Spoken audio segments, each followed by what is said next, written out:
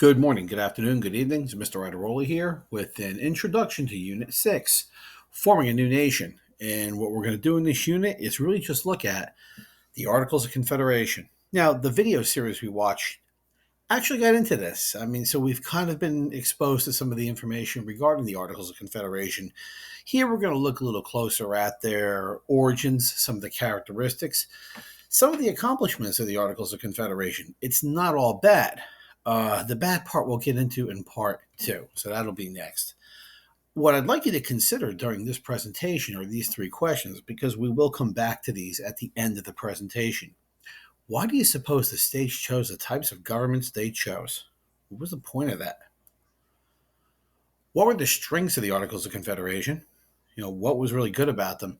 And what policies were successfully developed under the Articles of Confederation? So, as we go through this whole presentation here, these are the things I'd like you to keep in mind at the end. At least one of the three.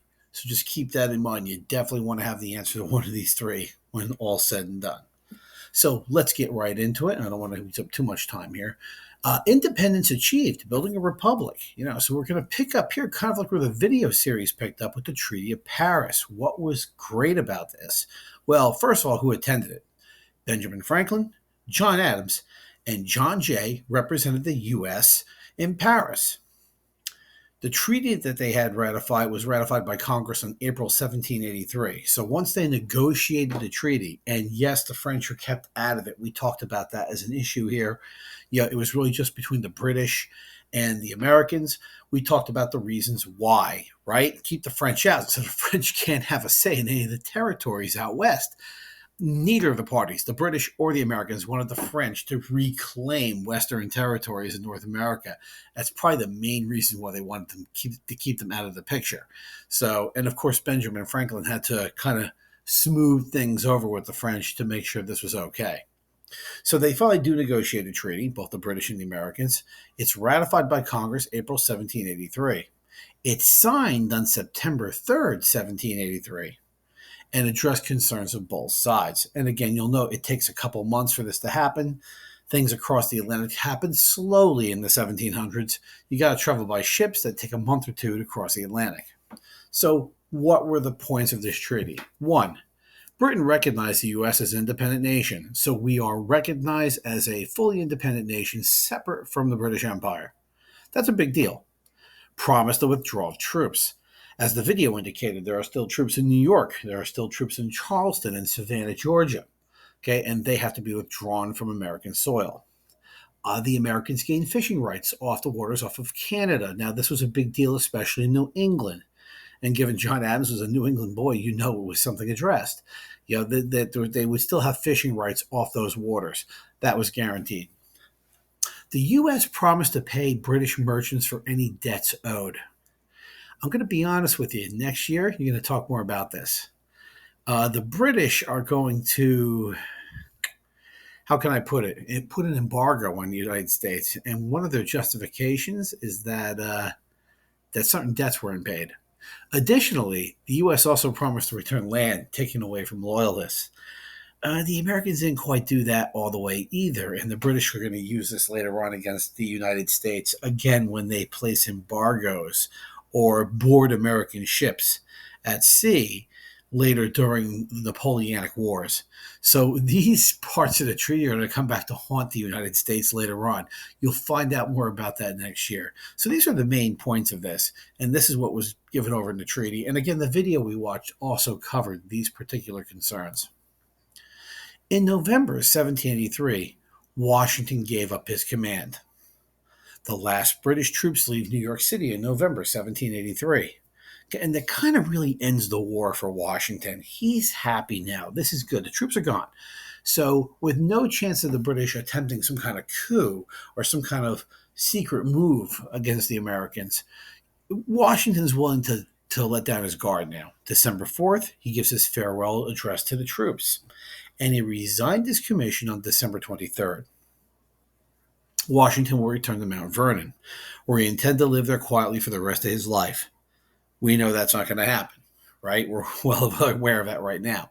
But that was his intention, was to go back to Mount Vernon and be a private citizen once more. He's done his duty for his country. And again, you can't really beat up Washington too much. He says, with a heart full of love and gratitude, I now take my leave of you. And he resigns. And once again, as the video pointed out, and as I pointed out in class earlier, this is one of the virtues of Washington. He can walk away from power. To him, this is a higher virtue than anything else. A greater virtue than maintaining and keeping power for selfish reasons was to give it up selflessly and return to a regular life. This to him was an indication of high virtue. And in a way, he's absolutely right. You see the sign on my wall, Lord Acton, power corrupts. Absolute power corrupts absolutely. And either Washington was totally familiar with this term, or through just his own wisdom and knowledge, understood the dangers of power and holding power and how important it is to share power. And again, this is one of the great virtues of Washington, that he's willing to do this. It makes him one of our great heroes in our history. A more perfect union, independence achieved, making a republic continued. Right? So making a republic, the road towards self-government. Now, this actually occurred right after the Declaration of Independence. I know we don't get that impression, but in 1776-77, the 13 states had to develop a plan of government. Obviously, without British rule anymore, they were going to need their own form of government in each state. Two questions remained. How would the states work together but still support each other? And how would each state govern itself? That was a big deal. They had to figure that out. So states had to write their own constitutions. They had to create their own forms of government in the form of a constitution. So in May 1776, the Continental Congress requested states form governments. Each adopted a state constitution or plan of government. 8 had them drafted by the end of 1776, so it wasn't that difficult for them. New York and Georgia by 1777, and it took Massachusetts really until 1780 to work out a working constitution. Believe it or not, Connecticut and Rhode Island just turned their colonial charters into their constitutions. So and those two actually had a groundwork for a constitution already built in. It was rather easy for them to do that.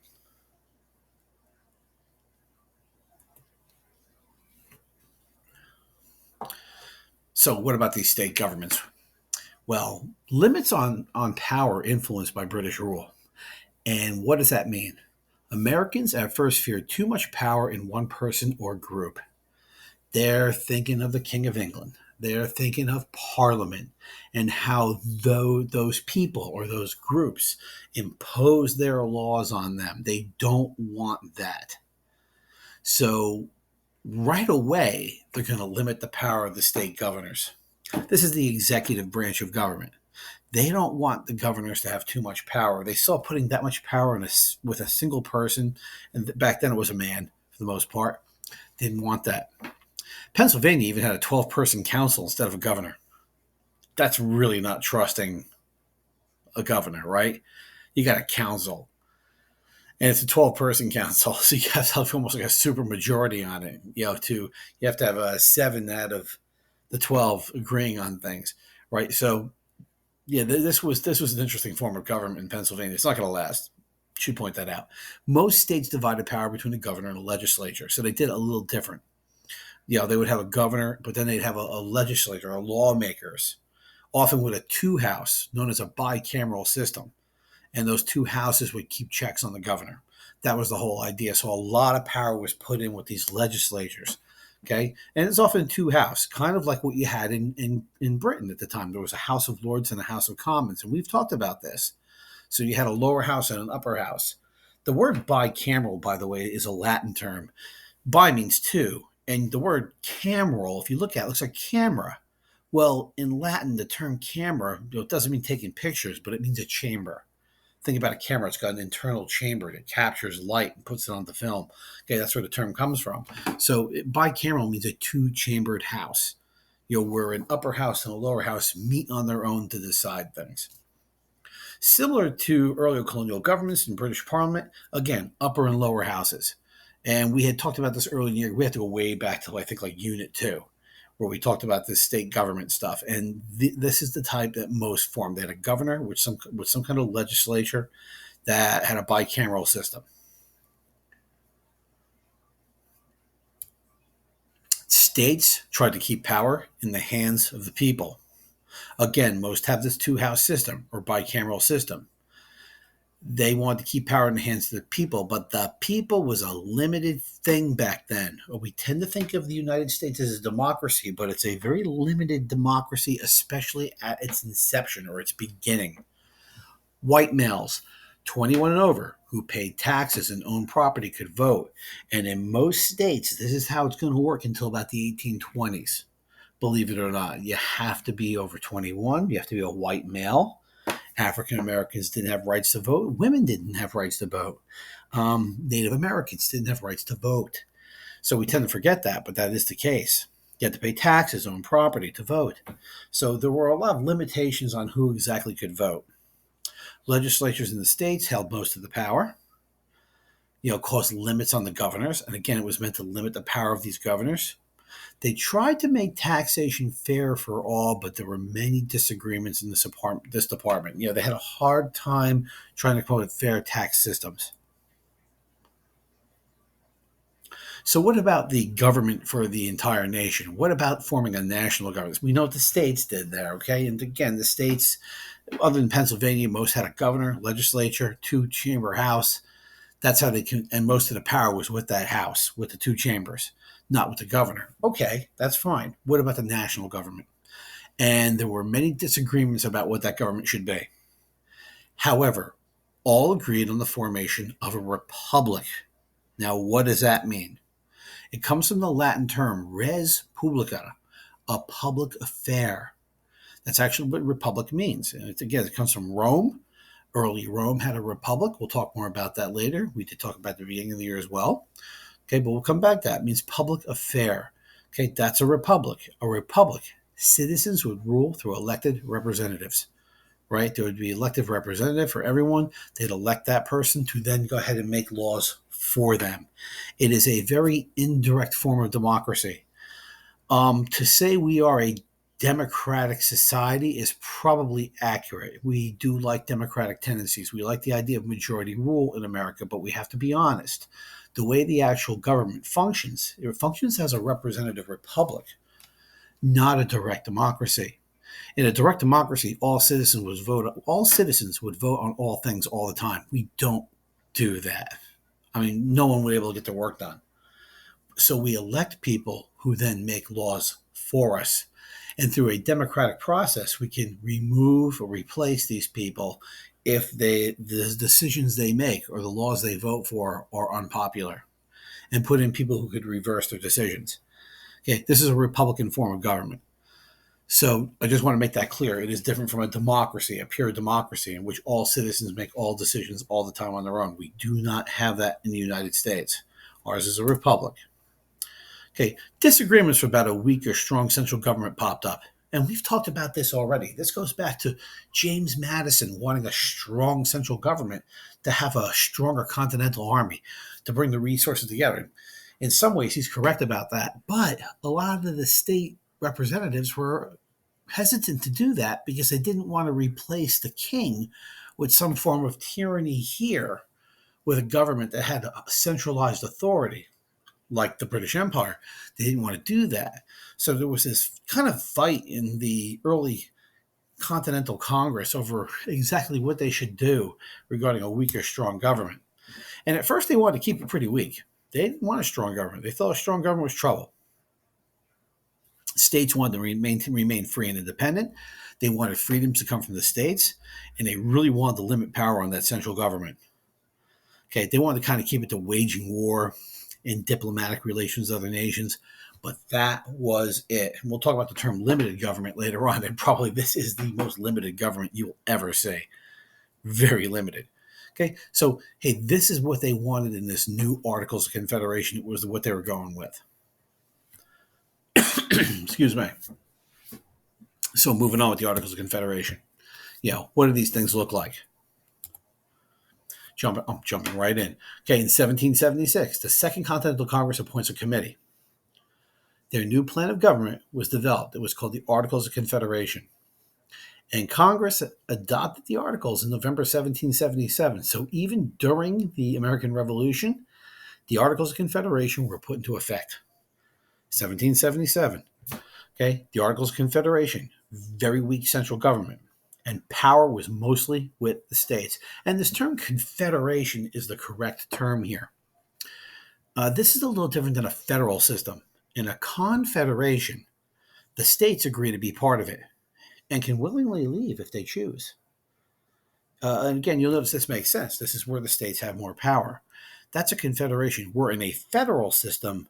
The central government has a level of authority and can actually force the states to remain in that union.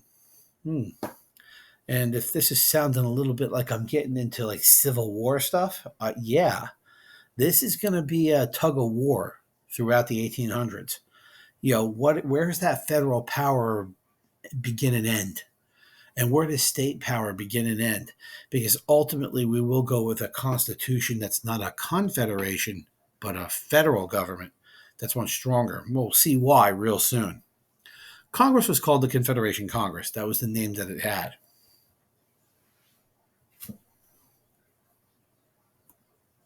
The role of the Confederation Congress. What did it actually do? It conducted foreign affairs.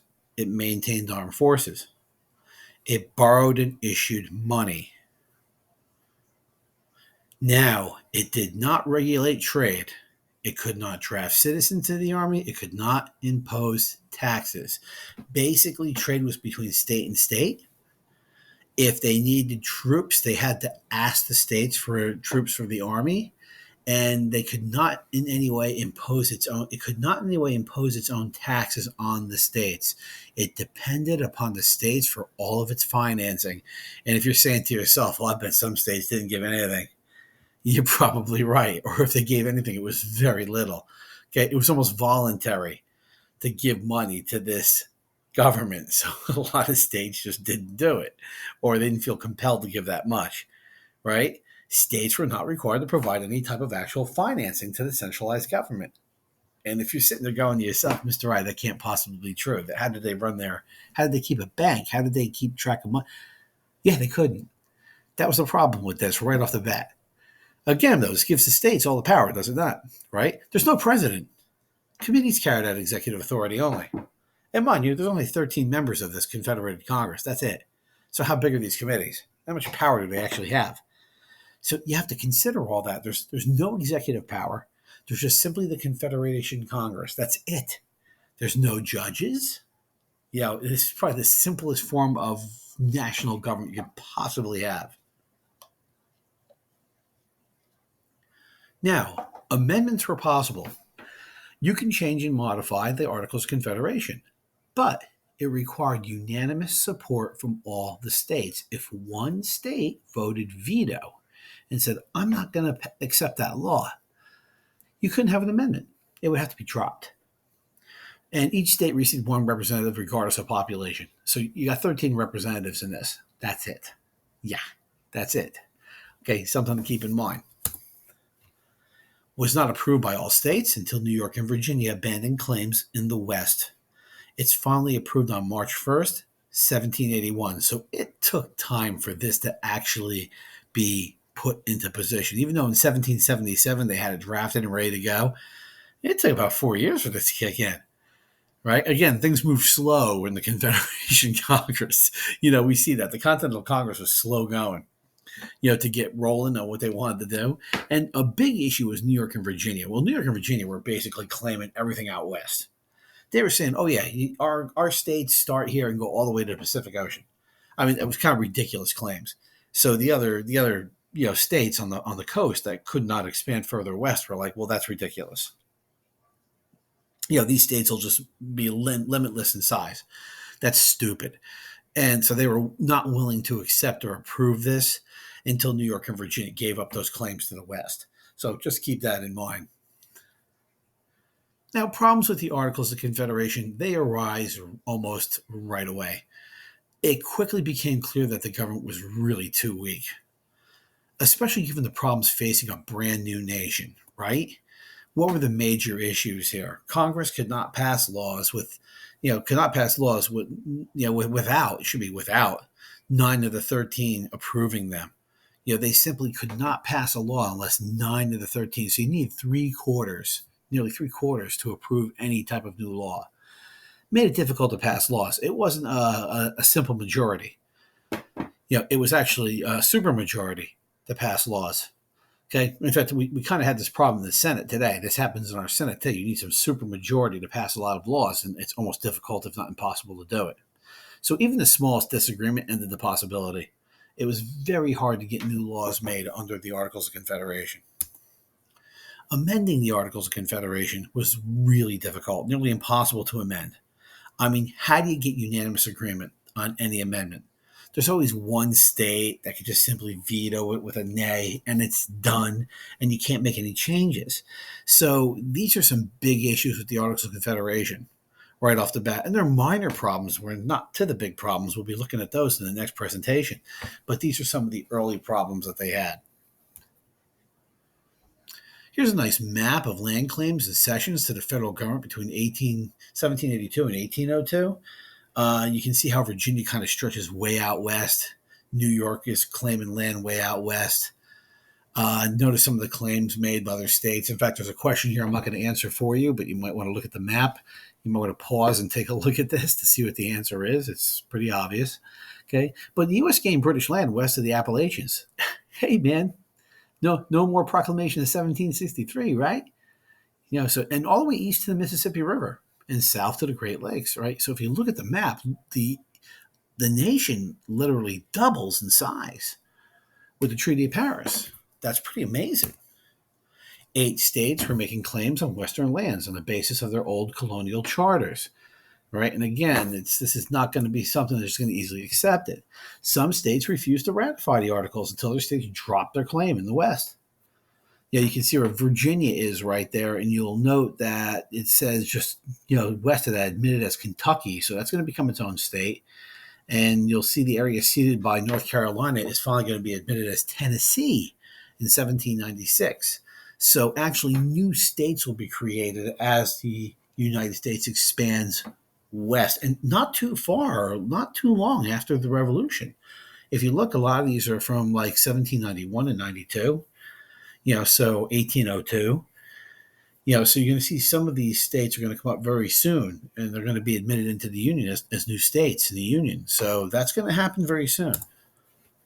Managing the settlement and statehood of Western territories was an immediate priority of the new government in order to resolve and bring closure to any all claims to the West. They wanted to put this to bed. They wanted to have a plan. They didn't want the states bickering over land holdings in the West forever. They wanted that resolved. And this is probably one of the great successes of the Articles of Confederation. They do manage to do this. So what are these achievements?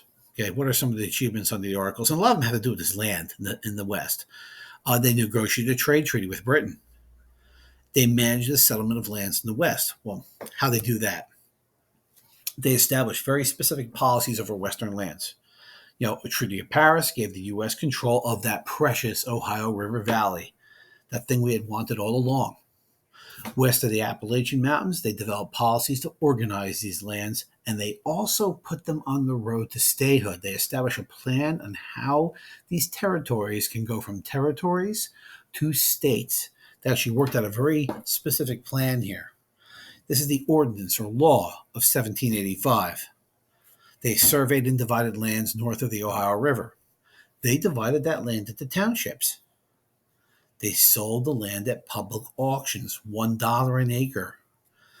The land divided into townships into 640 acres each.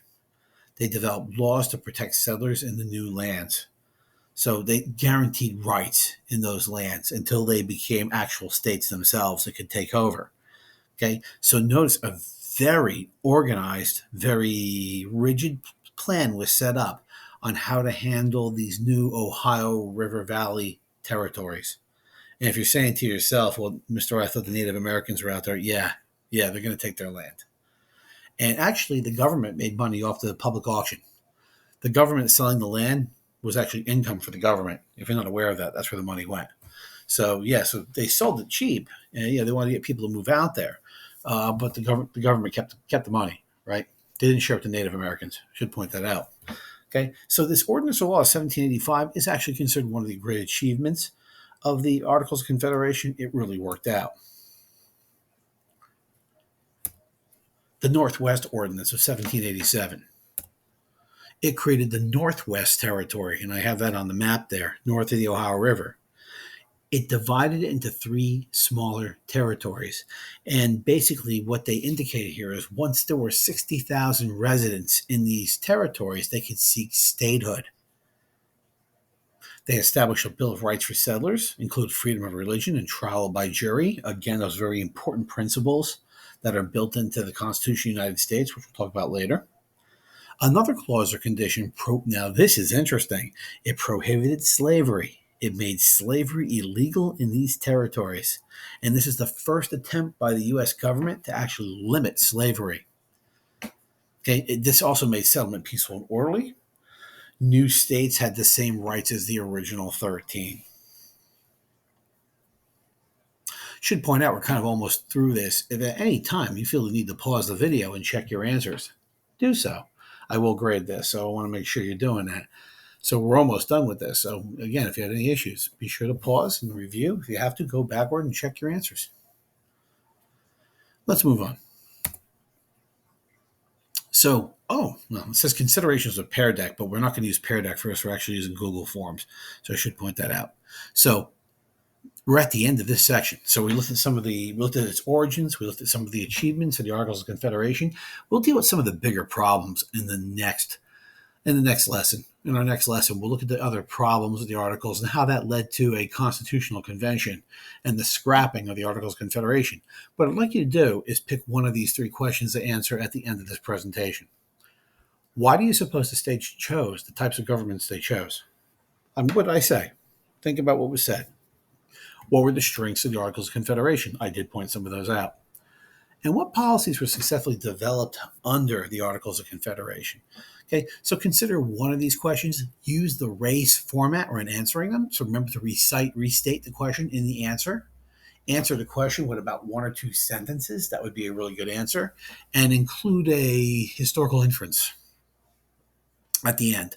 So a 2 or 3 sentence response is actually appropriate for this. So make sure you give me that to get full credit. Okay. Hey, I believe that's the end of this part of the presentation. So, hey, we're done. Once you finish with this, work on one of the 2 ed puzzles I assigned. If you haven't finished the Revolution one for African Americans, get that one done, and then move on to the Articles of Confederation one when you're finished. And we will complete this activity on not Thursday. Thursdays we'll be doing something, but on Friday we'll definitely complete this activity and wrap up the Articles of Confederation and move into the Constitution, Unit 7, and the lesson right after that. So thank you very much and have a nice day.